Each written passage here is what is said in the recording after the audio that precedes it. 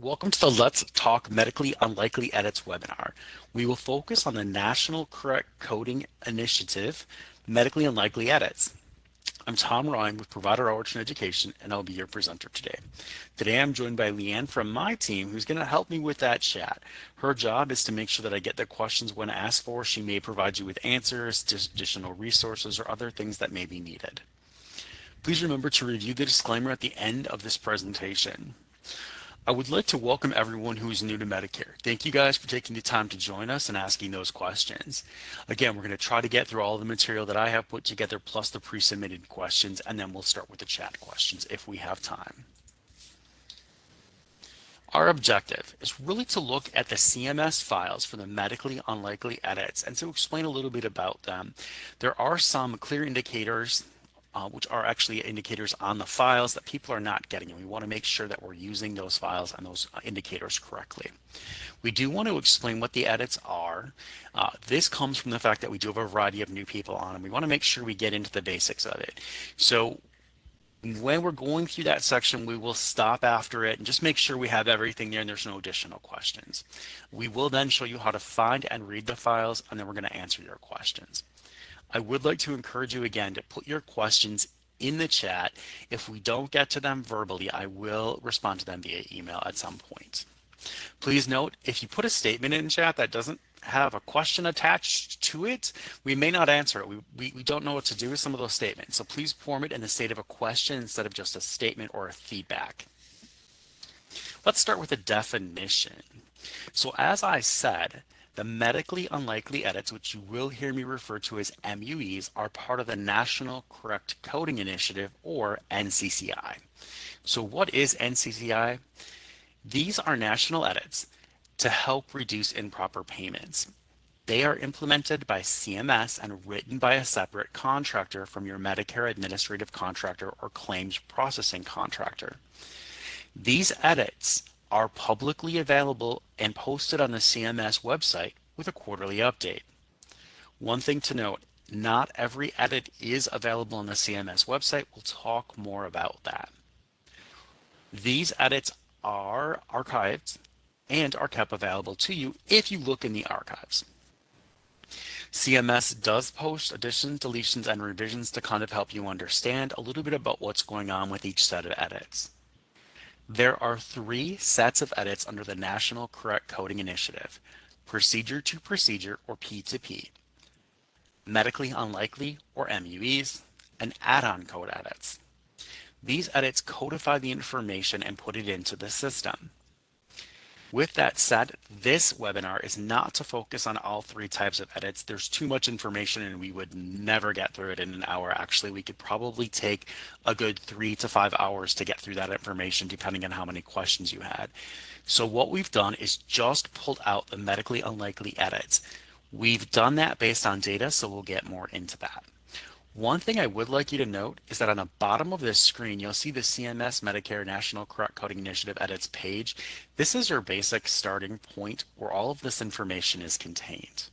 So I'm just going to open it up. We're not going to stay a whole long time there. We will come back. Now to open it up, I simply select it, and it will open on to the website for us. This is why I had Leanne verify. You can see it's actually labeled that, and then you have a variety of different pieces of information. If you look down the left side, you'll have the manual. Take a look at this and we'll talk more about that as we go. Then you're going to have towards the bottom the medically unlikely edits, and these are the actual edits themselves, but please don't forget the FAQ library. Very important library. It has a lot of information about modifiers and which ones can be used. So we're going to go through some of these different pieces of information from this page in order to help you understand the National Correct Coding Initiative edits with a focus on the medically unlikely edits. All right, we're going to jump back to the PowerPoint. So what are the medically unlikely edits? The question that I was asked is, what exactly is an MUE? An MUE are for Part B claims processing. This means that they are divided into multiple sections because Part B is more than one thing. Part B is professional services under the physician fee schedule and other services like that. Part B is also outpatient hospital and durable medical equipment. That means these edits are divided like that. We'll talk more about those. These edits represent the maximum number of units a provider reports under most circumstances for a single beneficiary on a single data service. Whew, that was a lot. Ready? Again, it's the top number of units that a single provider can report for a single beneficiary on a single data service. The providers are defined by tax identification number. So even though you look at it and say NPI, we look at it and say, okay, within the system, what do we have? Single beneficiary, exactly what it sounds like, one patient. And a single data service is typically done by that data service. However, if someone said, hey, there's a lifetime, those are not usually medically unlikely edits. Those are normally quantity edits, and they're reserved for things such as you can have your initial annual wellness visit once in a lifetime. Macs have units of service edits, and that's what we were just talking about. These are not national edits. These are local edits that are set by your Mac. The national edits, such as an MUE, are across the nation for all Macs, and we must all follow them. So again, just as a reminder, the edits that are publicly available are on the CMS website, and they're in an Excel document. We do not release all of the edits because CMS does not release all of the edits. So it's their decision on which ones are released. The ones that are publicly available on the CMS website are also the ones that we're allowed to release. I will show you that website in the next section, and we want to make sure that we're aware of that. So we're going to keep going through a little bit more of the considerations and the other items you need to know before we get into the actual edits themselves. So the basic things you want to remember is you're looking at a maximum number of units. What are some considerations? Well, they are developed based on procedure code descriptors. That is a big one. So if the procedure code says a certain item, then we have to follow that. They're also developed on CPT coding instructions, anatomical considerations, CMS policies, clinical judgment. Okay. The one thing that I do want to stop before we move on to the next slide is the CMS policies. CMS does have a procedure in place, and it's not something that we actually are involved in. They look at it from a national level, what's going on and how are things done. They then create policies to help avoid fraud and abuse. A policy can be related to a finding from the Office of Inspector General or other types of investigations. And then CMS determines the best way to implement that policy. I was specifically asked about where the policies come from. It is not just a national coverage determination or a local coverage determination, which many people think of when they think of just policy in general. And I wanted to make that clear. Hopefully that answers the question, but if not, please put that back in chat. Also, sometimes the nature of the service, the procedure itself, doesn't allow for more than one or more than a certain number. So if you're looking at an individual anatomical digit, fingers and toes, you got 10 for the most part, though we do understand that it is possible genetically to have 12. And there would be a situation where by the service, it's stopping at 10. But we'll go on and allow a little bit more. So that's the service or procedure. It can be an analyte, it can be an equipment, prescribing information. So there's a variety of different factors that all go into this. We don't actually write these edits. These edits are written by another contractor, and they're written under the NCCI program. We'll show you where to find that information. So if you don't agree with the edits, go back to that web page, and there's an address where you can actually email, and CMS can get it to the people that write the edits and look at that for consideration. We do use them during claims processing, but I want to make it clear that we don't actually write them. I was asked for an impact on hospitals, and so I want to make this clear. First, the impact on hospitals comes from the facility outpatient hospital services MUEs. That is the third type. Okay? The practitioners are the physicians or the non-physician practitioners. So they're a different type of billing. We do have a third one for durable medical equipment, which is actually done by the DME MACs, not by your Part A and B MACs, such as WPS. So we aren't going to talk about the durable medical equipment ones at all. I'm not going to give you examples, and I'm not going to go through that. We don't process those claims, therefore it's outside of our jurisdiction. It is a separate jurisdiction. On the other hand, we do want to talk about the practitioner and the facility edits. One thing I do want you to note is that critical access hospitals are not exempt from these edits, and someone did ask us that. What CMS uses is the edits that apply to claims with bill types. And which bill type applies to a critical access hospital? I hope you answer 85X. And so because of that, it is an outpatient service in a critical access hospital. And yes, they are subject to these types of edits. So hopefully I kind of combined a little bit of a lot of pieces of information that you asked for in that one statement. But this is what this slide was built for. All right, somebody did ask, hey, can you explain the different columns? Now the columns are actually on an Excel spreadsheet available on the CMS website. And you can see there's a little picture of it, but let's just talk about the column. First, column A shows the HCPCS or CPT code. So basically, what is the procedure code? You have to be able to look at your documentation and gather that first. So sometimes it has to go to a coder, they code it. Now we need to determine what CMS is going to do with it. So without that code, we really can't even look this up. Now in the practitioner service MUE edits, this is for the practitioner service. It's also would be the same thing, but it would be a hospital outpatient, just depending on what column B is. I have the example from the practitioner edits here. This is the maximum units of service reported in most circumstances. Circle in most circumstances, because every once in a while, there are circumstances that would need to be appealed.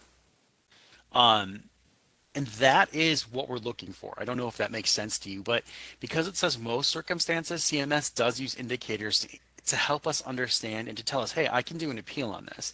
We'll talk more about the adjudication indicators next, which are in column C. So the value is the maximum number of units, but column C would indicate the reason for it, which is the MUE adjudication indicator, and also provides whether or not it can be appealed. We'll get more into that in just a second. But I do want to finish up with this and say column D is the rationale. Why did CMS put this in place? Was it a CPT code description? Was it a CMS analysis? Was it, the nature? What happened with it? Anatomical nature, I guess I should say there. So what happened and why was it set in place?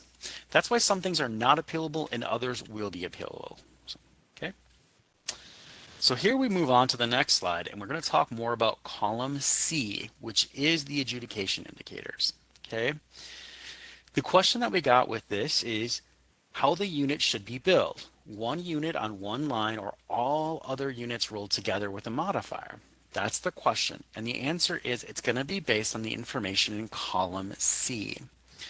So this is assigned to a procedure code that was in column A. Now we're going to move to column C and we're going to see, okay, an MAI or adjudication indicator of 1 indicates by claims processing system on a claim line level.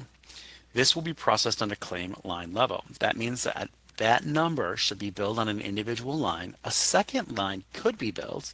You could even bill that second line with an additional modifier. That may then allow the override of it without anything going on. The MUE2 says, wait, this one is an absolute data service edit based on policy. So there we go. Absolute means that it is something that could be appealed, but you have to be able to justify why it was medically necessary for more. And an MUE of 3 indicates that this is a claims processing system at the data service level. Again, this one may be appealed. The most commonly appealed one, and that's why it says may pay on appeal, is an MAI of 3. It's just the most commonly appealed one. There's no other information for that other than, hey, we do add this. I will tell you on any level, if you are adding a modifier, such as on 1 or 3, on a second line, you may not need to file the appeal. You may be able to override it. Okay? But keep in mind, absolute data service edits at MAI of 2 do need to be appealed if you're going to try to get those overridden. Okay. That's a little bit of basic information. I don't want to go too far beyond that before we get into using these files, which will be showing you where they're located on the website. What I'd like to do, though, is ask in the end, do we have any questions in the chat before we go on? I want to make sure everything is cleared up for people. Tom, we do have one question in the chat. They're asking if CMS and MACs, if they've ever thought about putting these MUE files into a lookup indicators like the CMS fee schedule under the CPT code since the files are so huge. We can't speak for what CMS has considered. What we do know is we as a MAC are required to give you the information from the CMS website. We can't duplicate or repeat a CMS file. So because CMS does offer this, I'll call it, sorry, in a zipped file or a compressed file, or I'm not sure what terminology you use, the zip file would be what it was. So there is a bit of information going on. So whether or not in the future there is an indicator lookup, your example was the one for the physician fee schedule lookup. It's great. It really does help. Whether or not in the future this will happen, we really can't answer that because that is something that CMS would develop. We are given what's the same thing you are given to look at. Hopefully that does answer. So basically the file in the future could be an example of a lookup file. We don't know that right now. The only thing we have are the Excel files, which are zipped files or compressed files. Anything else, Leanne? That is the last question in the chat for now. All right, so let's get into the hardest part here. The hardest part is using the files, making sure that you open the right file and that you're looking at the right file. Okay, so how do I determine how many units are allowed for a CPT code was one question, and what's the easiest way to check for this edit? That's another question, and hopefully we'll be able to answer that during this section. Okay? So the first thing we have is just a slide that I'm actually going to go out and show you live just to help you understand a little bit, right? But this slide will walk you through the navigation steps. So it says first go to the CMS website, that is a link. And then it says go to Medicare coding, National Correct Coding.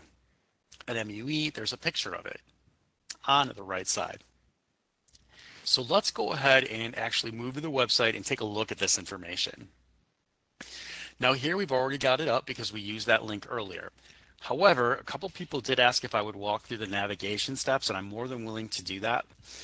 You can also just search MUE files, totally easy to find that way. But if you want to navigate, here's what you're going to do. You're going to come to cms.gov. You'll then go to Medicare. Under Medicare, come down to coding and billing. Remember the National Correct Coding Initiative, NCCI. So then we go to, after selecting it, I'm sorry, the list will change on the right side. Stay in the left column and the right side. It's going to be the blue side if you can see that. Otherwise, it may look a little gray to you depending on your computer. You're going to go to the National Correct Coding Initiative edits. This should look exactly like where the other one came from. Now you can read all about the edits themselves, and there's a lot of information. I do recommend that you take a look at this. Again, I'm just scrolling through, so there's just a lot of information that is available to you. Here is that contact address that I mentioned earlier and said, hey, if you don't agree with them, this is what you want. I want to remind everybody that we are not going to focus on the durable medical equipment edits because we don't process durable medical equipment claims. So that's just something I want everyone to be aware of. When we actually want to look at the individual edits, we need to go to the left side and find the National Correct Coding. Again, check out the manual. Awesome, lots of information. As we move down, though, you'll come to the second to the bottom one in this edit system, and it's called the Medicare NCCI Medically Unlikely Edits. Okay, now we can read a little bit about some different things that you might want to be aware of. First, I'm going to give you a couple of examples, and I will open the file in just a moment. So I want everyone to be aware of that. So this is where you're going to look up an archive, because remember, these are updated quarterly. So what happens if you need a previous quarter? You got to look it up. This also then talks about how to look up medically unlikely edits. But the basic gist of it is come down to these related downloads. Here's the archive again, which is also going to be given to you access here. You can get it either way. But here are the three sets of current edits. And I want you to notice that these were effective April 1st. What's the next update? July 1st. So we know that will be the next quarterly update. Okay. Now again, it will be posted usually around the 1st of June, but it could be a little bit later, right in that range. The first one is the DME. Remember, I said those are the ones we're not going to talk about because WPS does not process those claims. Then you've got the facility outpatient hospital services.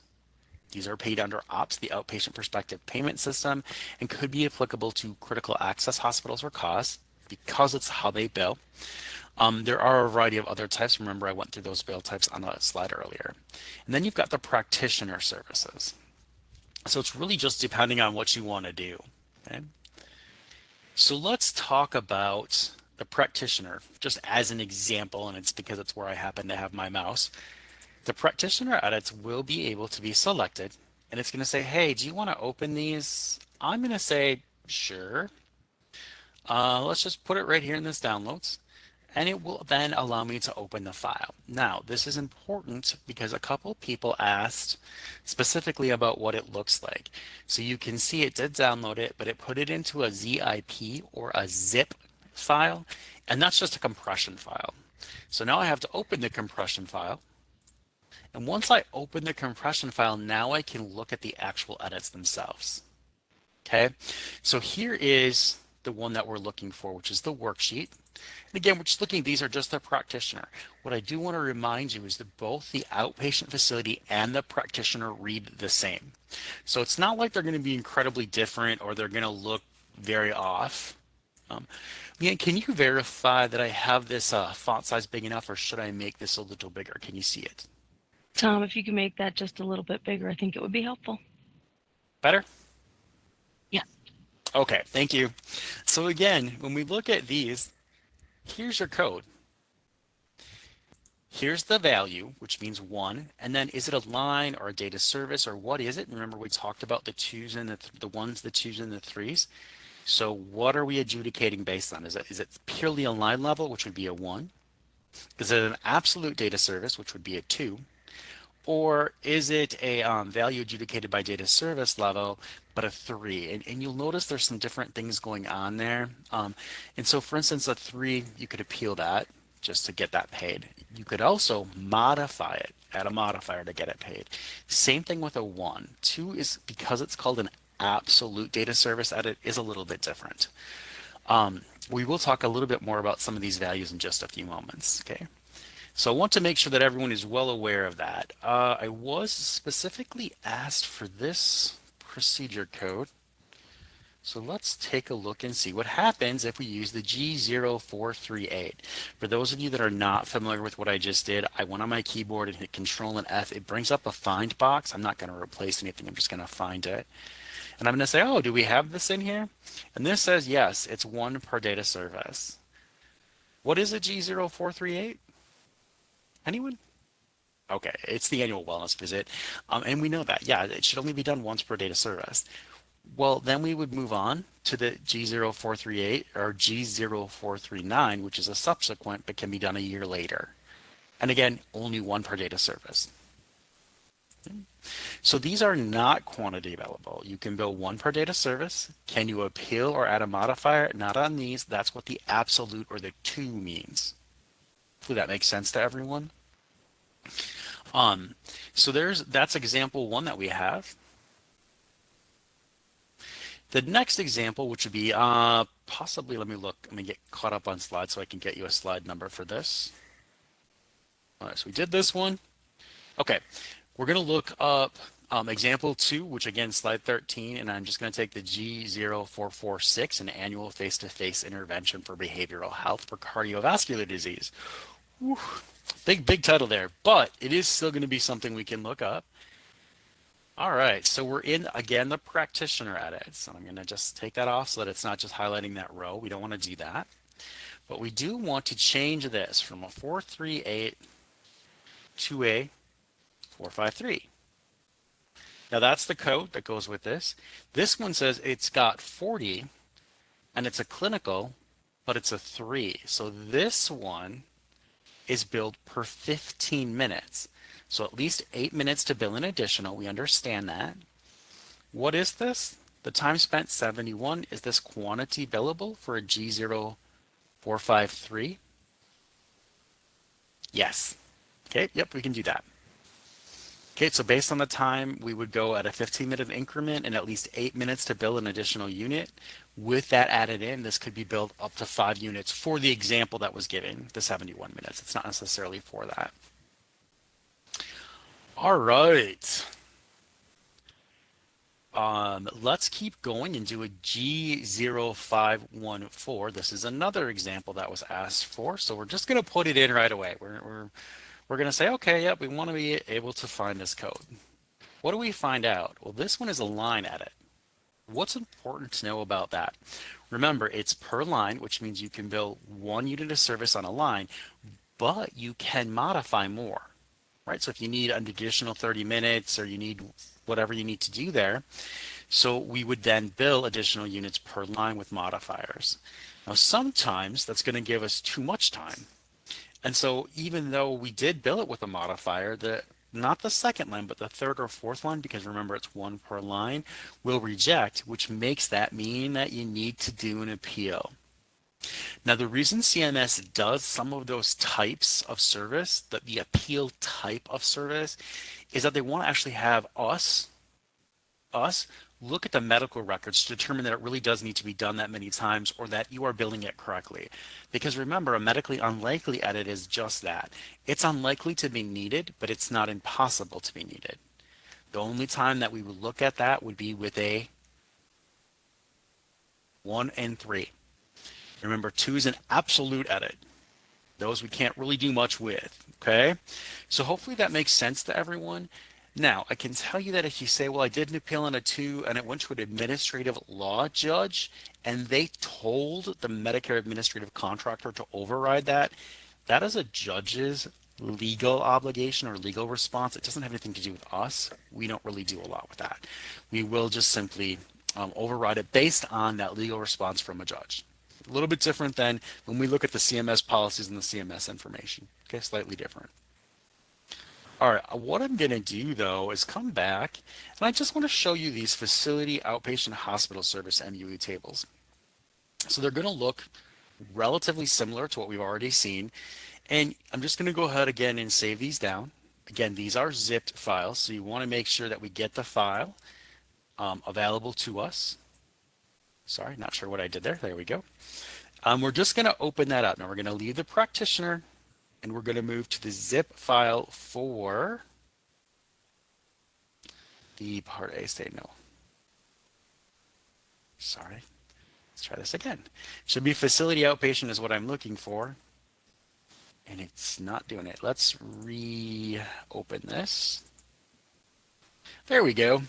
Sorry, it just didn't want to update my file. I don't know why that happened. Okay, so we're just going to open it. You're going to see that once we open it, it's going to look exactly the same. I'm going to open the Excel sheet, but you could open the Excel sheet in the comma separated values, or you can open the regular Excel, just whichever one you like. Okay, here's what it looks like, and again, I'll make it a little bigger, but I do want to remind everybody, this will tell you at the top what you're looking for, okay? How to help you keep in mind outpatient hospital, do you see that right there under column B? Versus this one, which is practitioner. Okay, so then we go through and we can look up the same codes if you want to and find out what happens in an outpatient hospital. So let's just do that G0438. Again, these were the codes that I was asked already about, so we'll just use those as my example again. Oops, I have an extra space there, sorry. And there you can see again, it's the exact same thing. They're absolutes, there's nothing revolving around that one, there's nothing we can do. Okay. Then we're going to look up. Oops. Oop, I have a bullet. There we go. The G0446. Again, it's the second one that we looked up.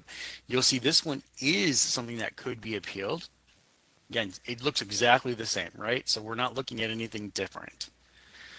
So this is that intensive behavioral therapy code that you guys asked about. Then we're going to move on to, which one were we on? Okay, G0453, sorry.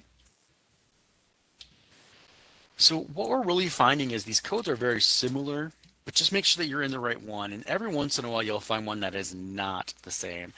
It's very rare. but it does happen, and it's not something that we get to determine. So G0453 is again billable once, but what's the key indicator? It's a 3. Let's go back and let's do the last one that we had, which is G0514.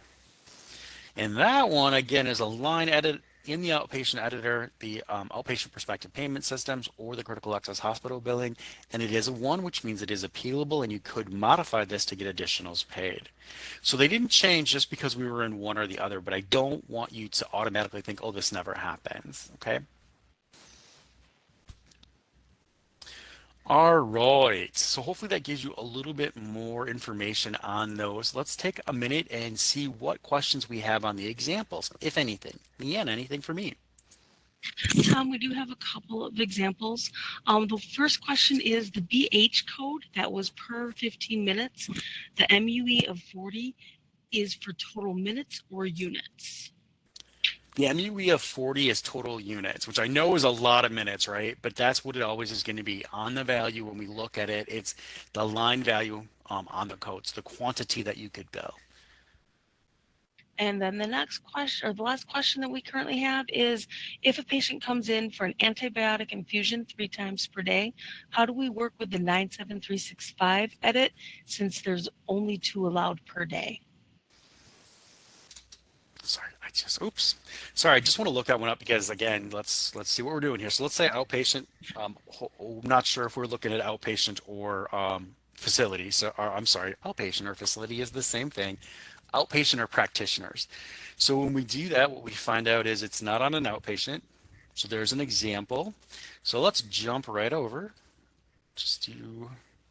No, I still kept outpatient hospital. Sorry, I have a lot of stuff open there. Here's the practitioner edits.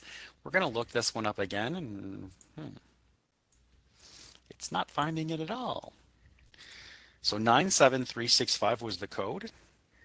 This is not a publicly available one. So let me say it this way. Thank you for the information, but because it's not publicly available, what CMS will tell you is that you will have to do an appeal on it. And that comes from their fraud and abuse prevention task force information. It doesn't really have anything to do with us. So 97365 is not something that we have publicly available. All right. Anything else, Leanne?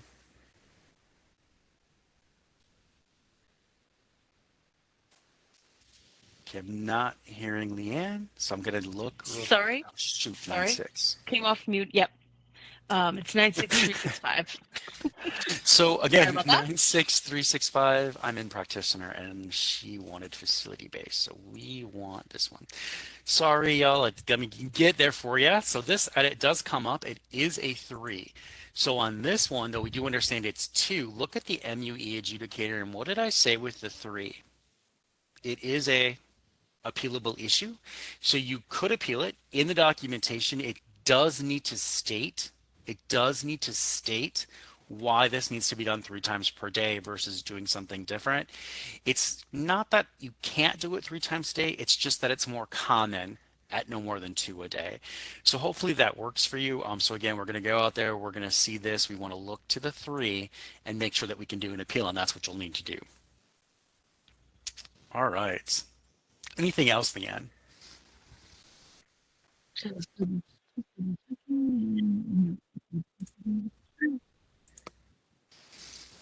Oh, okay. I'm not hearing anything from Leanne. So get this going on here. Let's see, example 2, example 3, example. There we go. So we're going to get to some resources. Resources, policy manual.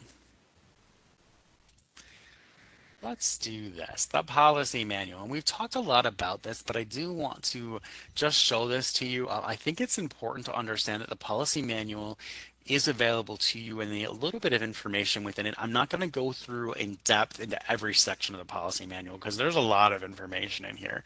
So let's go back to the CMS website. You can see right up here is the NCCI policy manual. When you open it, you can actually look at the policy chapter by chapter. It just depends on what you want. I prefer to look at the full policy manual unless I know directly what I'm looking for. So let me state that. If I know exactly what I'm looking for, then I'm good. Otherwise, I will open a PDF version of the policy manual, and this is just how I like to do it. Once I'm in there, I can look at this and say, what do I want or what am I looking for? Well, it explains a lot about the background, the edits, all of the different information you need, including submitting an appeal. Okay. And you go through and you have to read through everything to get it through the system. If you're looking for information on medically unlikely edits, and the reason I wanted to point this up is it says I-28. Now this is not linked, so you would have to do the control find, and you could put and it'll bring you through all the different sections, again, I being one. Okay, and then here's just more, you can see the section I-28, and as you go through, it'll just talk about the medically unlikely edits. Here's where we get the claim types that are affected, which is why Critical Access Hospital is affected, okay? Then we go through, we read more information, and it just talks about, things that you need to be aware of, and again, the adjudicators, all of that, it's all right here for you in this policy manual. So when we put information together, we obviously get to come out and look at this and give you the same information, just in an easier to read format in some cases. Okay. So I do think this is a great opportunity. Take a look at it. Definitely stop and read more about that. One of the other questions we got was on modifiers. Now, the best place I've ever seen to find information on modifiers is actually in the FAQ library. And look, there's a whole section right here on modifiers. So if we open it up, it'll tell us which modifiers we can and cannot use to override the National Correct Coding Initiative edits.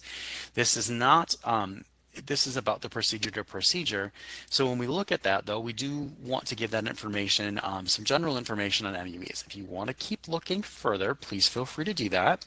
And we'll give you some more modifier advice in a little bit, but it's just one thing that I like to have people look at.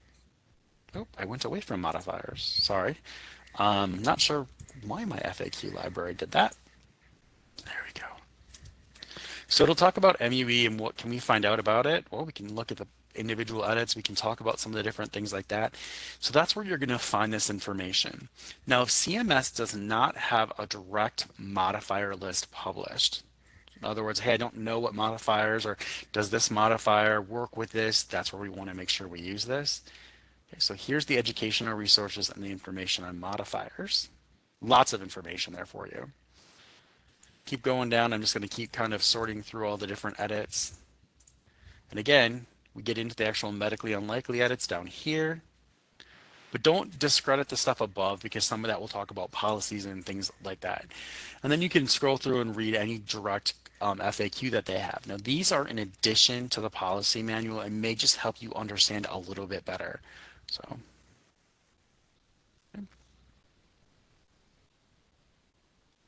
So hopefully that makes sense to use the two together.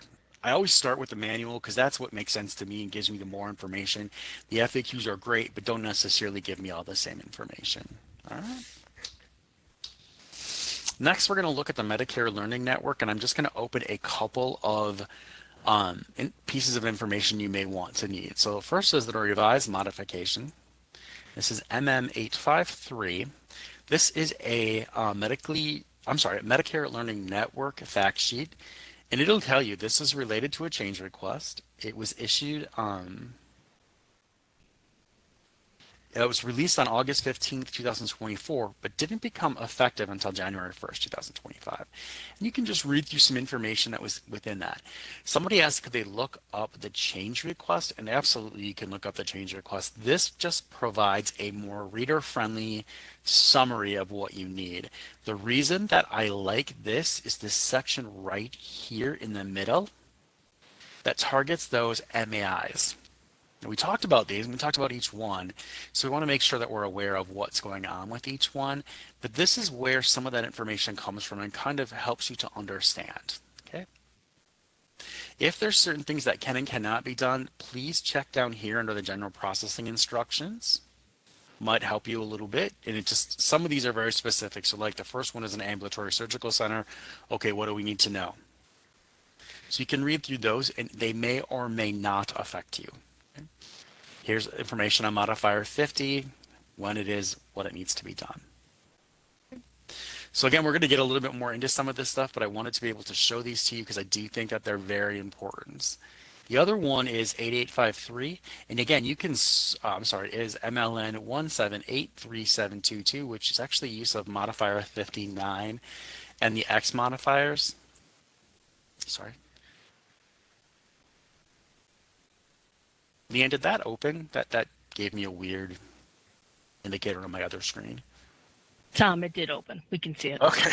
Apologize, everybody. I got an indicator on my second screen, which you guys can't see, and it said something about it not opening correctly, and I wasn't sure what that meant.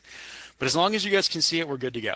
Okay, so this one, again, it's about those modifiers and how you want to properly use them. I will tell you, CMS does not require you to use the X modifiers. It is suggested and it is recommended. 59, though, definitely could be used. We want to make sure you're doing that. And so just read through which one would be appropriate depending on the situation. And I'm not sure, I didn't really have, what I had was a question regarding these, but the question wasn't specific enough to really get into which one you were looking for, what information you were looking for. So in general, this is what I decided to go with because I don't have enough information. When I emailed that person, they emailed me back, but it was the same basic information. And so we don't have enough to really help them. I'm not sure which one they were looking for or what they were looking for. So again, CMS does not require you to use the X's. They do require the 59 if needed, or the 59 or one of the X's. Okay, it's up to you. What they will say is best coding practice, always coding the most specific one. All right. Let's go ahead and go back because the next set are registration questions. Now, for those of you that don't know where these come from, they actually come from when you register. What question do you have? The first question is it acceptable to put modifiers on CPT codes before the MUE is reached? And the answer is yes, but what are you doing it for? Right? A modifier doesn't necessarily mean it's all about an MUE. There are other situations where a modifier is used. So if you're talking about it just from the MUE, then no, you don't really need it. If you're talking about a modifier overall, there are other reasons that modifiers are used. So yes, you could do that. How often are MUEs reviewed? Please note it is done twice a year. One of the more interesting questions is that they're looking for the unit exceeds 0, and I'm hoping to get a better understanding. I am going to open up the practitioners. What I'm assuming this person is talking about would be in column B. And if we look, we do all of a sudden have one and we're like, wait, why is this a 0? Now this happens for a variety of reasons. It's not a one-time type situation, but let me just give you a couple of things that could happen. This 0 indicates, one, that there's a different code which could be used for it. I'll talk about that in just a moment. It could also be not covered, just it's not covered. It could be a bundled, could be a not separately payable type of bundling. It could be a statutorily exclusion, or it could be a not reasonable and necessary. So it isn't used for one thing in particular. Let me put one in here that I do happen to know because I did have another question come in, so we might as well address it all in one. The code is 27215. It's an open treatment, so we want to talk about this one. What do we know about this? This 27215, 27216, and 27217, so particularly focusing on the 215, it's not a CMS accepted code.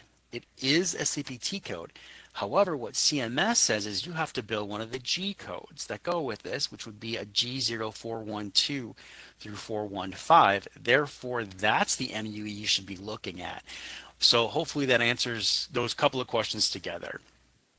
We already talked about this one, which is our next question is, can you file an appeal? And the answer is, can you look at it and tell me, is it a 1, a 2, or a 3?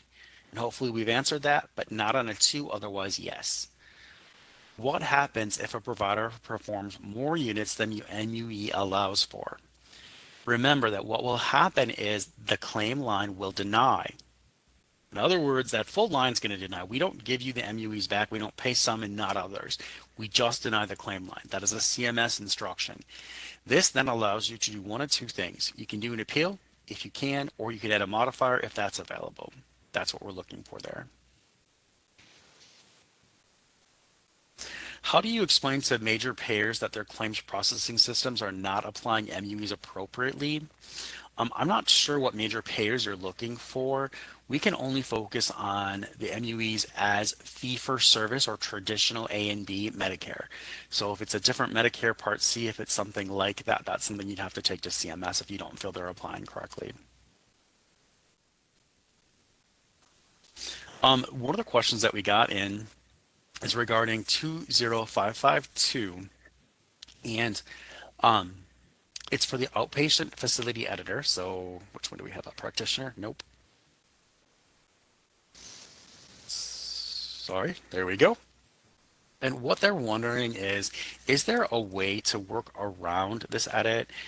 And the answer would be, if we look it up, we find out that it's an absolute data service edit. So even if it's built in a critical access hospital, where sometimes you're going to have two different components, there's only one portion of this being paid. There's nothing we can do. If you do want to file an appeal or try to go through that process, we won't be able to overturn it. It may have to go all the way to an administrative law judge. You can look at it from a different perspective. But there's not much we can do with that one.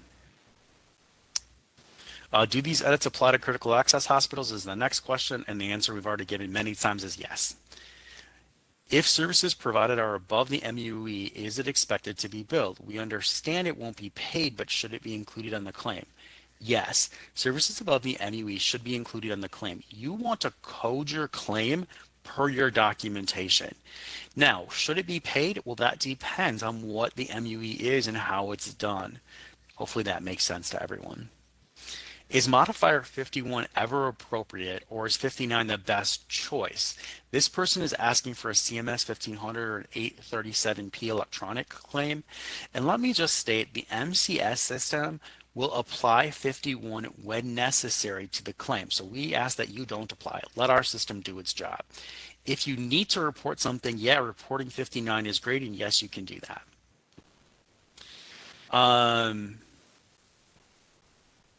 Next, anesthesia-related edits. I'm not sure what you want with the anesthesia-related edits. They're going to be the same, just like the skin substitute. Start with your procedure code, move through the edits. So can you report services separately? And again, look back at the edit. Tell me what it says. Is it an absolute data service edit? Is it something like a line edit? Because a number one line edit in the MUE adjudicator means, yeah, you need to report those separately with modifiers to even get them considered. So yes, okay, you can do that. Let's see, any suggestions for appealing if a service is over MUEs but has an MAI of 3? My number one suggestion for if you're looking at something, and I know this is probably not your procedure, but let's just say we're looking at this one, which is the data service per clinical. Tell me why. So go back to the documentation. What makes it medically necessary for there to be more than that MUE? That's what we're looking for. So this would be 1, 2, or 4. I don't have one with a 3, but that would be an example because you're looking for the 3 here. If that is medically justified, then we can consider it. So when we look at it, it's all about the documentation. When you write the appeal, start on the cover letter and explain that information. It's medically necessary because, or whatever you want to say there. Hopefully that makes sense. Let's see, if a EMG or NCS is performed and the number of muscle or nerve tests exceeds the number on the list in the CPT book, is it okay to build a number and send the documentation to support the excess number? And the answer is yes, depending. So if it's a 2 and it says no, right? I don't know what this actually is, but if it's a 2, then no, you can't do anything with that one. Oops, sorry, wrong line there. This is the 2, not the 3. Okay, so if it's a 1 or a 3, yes. Bill it, you can put a modifier on it, especially if it's a 1. All right. With that, I do have just a few minutes. Do we have any questions? We do have a few questions that have come in. The first one is, can you repeat the submitted question on modifier 51? Ooh, okay, hold on one second. I just got to scroll up and find it again. Okay, is modifier 51 ever appropriate, or is 59 the best choice? Now, again, this was from someone who submits on a 1500 claim form or an 837P electronic transaction. This answer is the system, the Medicare, or I'm sorry, the multi-carrier system, in other words, the one that processes those claims, automatically appends the 51. You do not need to put that on there ever. However, you could put a 59 if that is your choice. So 59, optional, 51, not needed. Our system will append it if it's required. Next question. The next question is asking if you could please go back and show how to review the Medicare Learning Network. Oh, well, let's do it a different way. And the reason that I say that is, what if I don't just want to go directly to the link? So what you could do is inside many of these pages, they'll have different pieces of information across the bottom. But if you're starting from scratch, instead of starting in Medicare, come back to training and education. So we're on cms.gov, training and education. Once we open that, you'll actually see the Medicare Learning Network available right here. And then we can go to resources and training. And we can obviously wait for a second. And then you can see it's the publications and multimedia. This is what we're looking for, or the articles, but I'm going to use the publications and multimedia. And what we will do is put the different Medicare Learning Network information in here. Let me see what those numbers were. I apologize, I don't remember the numbers directly off the top of my head. Let's jump back. Here we go. MM853. So you can put that. If it's not up there, which this does happen, what you can also do, again, you can search very easily, but it would be here by title as well. So let's see, what was our title again? Oh, shoot. Well, I'm not able to copy any of that. So you could also search for title. Let me just go back. The revised modification. Let's do this.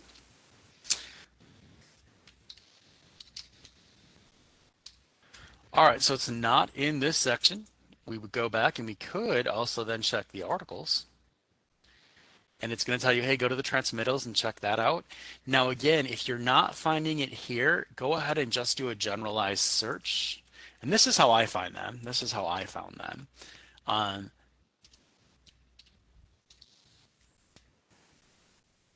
There we go. Okay, so it's going to give us the FAQ, bilateral procedures, how to use the correct coding. So there's just a variety of different pieces of information and ways to kind of move through those. Not sure which one you wanted to look for. But again, if you're looking for the ones that I gave you, feel free to download the PowerPoint. They are directly linked and they will give you the cms.gov files and notificational areas. Next question. The next question is asking if the MUE service value is 1 and the CP code is radiology, will both the technical and the professional charges be paid? Great question, and the answer is yes. What happens is, though, it only is a global. If you bill it as a global, then no, it'll only allow one. However, if you add a TC or a 26 on it, it will actually separate the payment because the physician fee schedule allows all three, allows all three codes with the appropriate modifiers. So no modifier global. TC, it'll just pay that one. 26, it'll just pay that one, and that's off the physician fee schedule. Next question. Next question is asking if billing 20550, it shows 5 can be done per day. Would these go on the same claim line with quantity of 5? Good question, and I'm not sure on that one, so I have to look it up. Just like y'all, right? I mean, sometimes I'm not really sure exactly what each line is. Oh,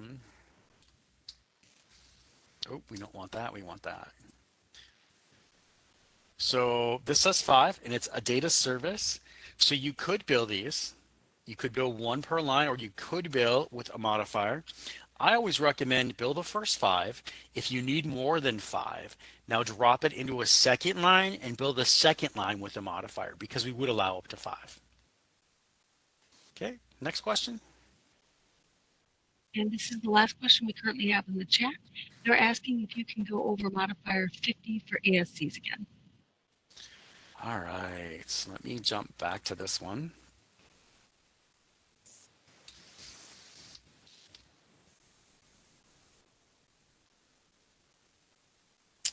Not sure what slide that was on or where that information was. So let's jump back to the website because my mind went blank on what modifier 50 is, and I apologize for that.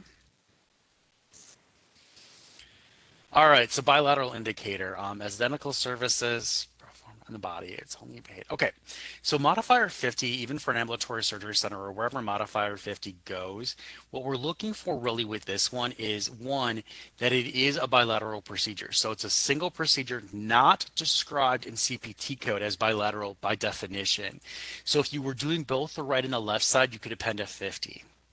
If you're doing just one side, then you would append an RT or an LT. But I want to remind you the code description is very important here. If the code description automatically includes it as a modifier 50 or as a bilateral procedure, then you're not going to be able to modify it and say a second one. It would be the same for the ASC or any location. Again, modifier 50. So, all right, guess what, y'all? That's all the time we have for questions. I think we got through everything according to what Leanne mentioned there. So let's go ahead and jump back into this. If you have time and you would like to, we would really appreciate hearing from you. What we're looking for is your surveys. So I'm going to have Leanne post a link in the chat. You'll also get it when we close out. It's going to look like this external site. Or you can actually take the survey on an online course. The online courses are available in YouTube, and we do ask for feedback there. We just want to know how we did, what we could have done better. Were there examples that I missed? Anything that happened that way? So give me the good, the bad, the ugly, whatever you want to do there. But please take this survey. It's 5 simple questions, and then it goes on. All right. Couple of things as we close out here. One, if you have questions, I do need you to email them to me because we're done for the day. You get 5 days, or I'm sorry, you get 7 days to do that. So 7 days, and you can email it with the subject line MUE webinar. That email is WPS.GHA.education@WPSIC.com. So again, email us, we'll get those answered, we'll get those individually sent back to you. On behalf of myself and Leanne and all of Provider Outreach and Education, we'd like to thank you for attending. We hope that you have a great day and that you got something out of this webinar. You may now disconnect.